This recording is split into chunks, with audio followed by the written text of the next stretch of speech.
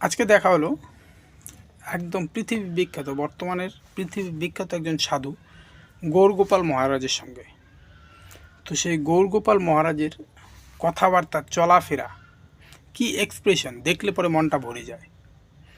গৌরগোপালজি সম্বন্ধে আমি যতটুকু জানতাম, প্লাস আজকে গিয়ে জিজ্ঞেস করার পর আমি যা পেলাম, গৌরগোপালজির জীবনে, সাধুদের জীবনে সাধুরা শান্তিতে থাকে, এই কথাটা একদিকে ঠিক একদিকে ভুল।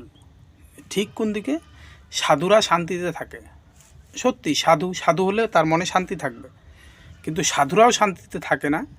সাধুরা শান্তিকে রক্ষা করে চলে, এই জিনিসটা গৌরগোপালজির কাছ থেকে আজকে জানতে পারলাম।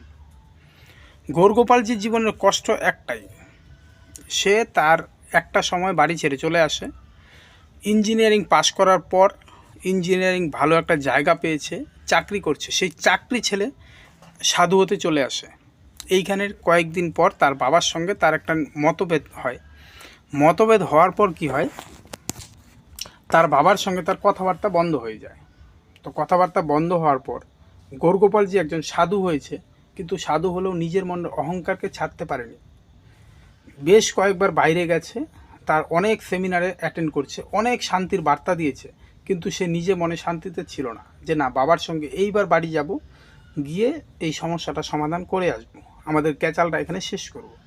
কিন্তু বেশ কয়েকবার যাওয়ার পরও গৌরগোপালজি কোনোদিনও মন খুলে বলতে পারেনি তার বাবাকে যে বাবা সরি। একটা সময় গৌরগোপালজি বিদেশ গেছে, যাওয়ার পর একটা বার্তাতে তার কাছে ফোন আসে। ফোন আসার পর সে কান্নাকাটিতে বুঝতে পারে তার বাবা আর নেই। তো এইখান থেকে গৌরগোপালজি জীবনে শিক্ষা পেয়েছে এটাই, যে জীবনে ক্ষমা করতে শিখো, ক্ষমা করতে শেখার সঙ্গে নিজে ক্ষমা চাইতে শিখো। এই হচ্ছে সাধু সন্তের মূল বক্তব্য। তো এটার ডিটেলস ভিডিওটা কি, জীবনে স্বপ্ন থাকে, যদি আপনি সংসারের পিছনে ছোটেন তাহলে আপনার নিজের স্বপ্নটা এইখানে কোনো না কোনো জায়গায় দমে যাবে। আর যদি আপনি নিজের স্বপ্নের পিছনে ছোটেন তাহলে কোনো না কোনো জায়গায় গিয়ে সংসার চালাতে ঘাটতি চলে আসবে।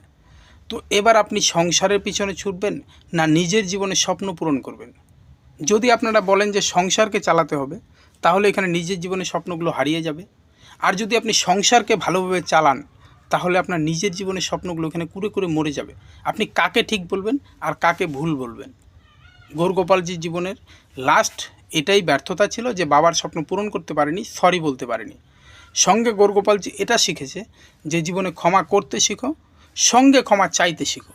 ধন্যবাদ, ভালো থাকবেন। কথার রহস্য বুঝলে ভালো, না বুঝলে কি করব।